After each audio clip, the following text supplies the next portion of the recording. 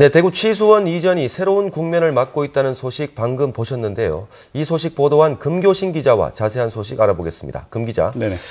대구 취수원 이전 얘기가 잊을만 하면 나오는데 그만큼 이 진척이 안 되고 있다는 말이겠지만 또 그만큼 중요한 문제라서 그런 거 아니겠습니까? 네, 그렇습니다.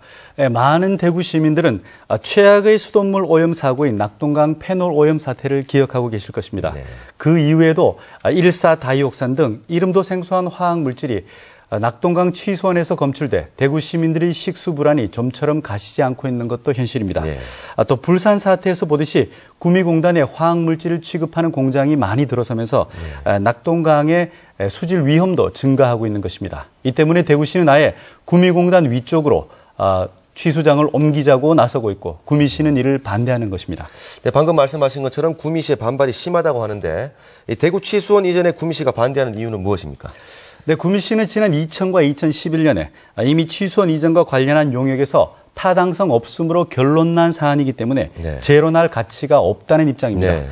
또 갈수기 때 구미시의 물이 부족해질 수도 있고 상수원 규제로 주민재산권이 침해될 우려도 있기 때문에 그런 논리를 반대 논리로 펴는 것입니다.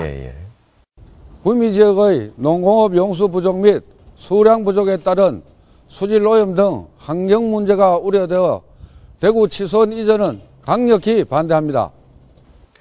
네, 그런데 이 대구 취수원 이전 사업은 국토부 소관인데 네네. 1년 동안이나 이 사업을 미뤄온 특별한 이유가 있는 건가요? 네, 사실 국토부는 구미시와 대구시가 합의를 해야 한다면서 적극적이지 않았습니다. 국책 사업인데도 중재는커녕 방치했다는 비난도 많이 샀습니다. 그런데 대구 취수원 이전 문제를 들여다보면은 울산 반구대 암각화 보존 대책과도 굉장히 관련이 깊습니다. 국보인 울산 반구대 암각화는 물에 잠겨 있어서 침식이 심각한 상황이어서 박근혜 대통령이 보존 대책을 공약에 넣을 정도였습니다. 이렇다 보니 국토부가 대구 취수원 이전 문제와 반구대 암각화 보존 대책을 연계해 해결하려다 보니 이렇게 늦어진 것입니다. 네.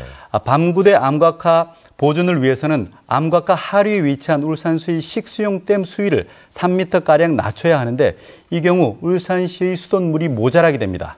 이 모자라는 7만 톤가량의 물을 대구시가 운문댐에서 공급을 해주고 대구시는 그만큼 이전할 취수원에서 그 물을 보충받도록 하자는 것이 국토부의 계획입니다.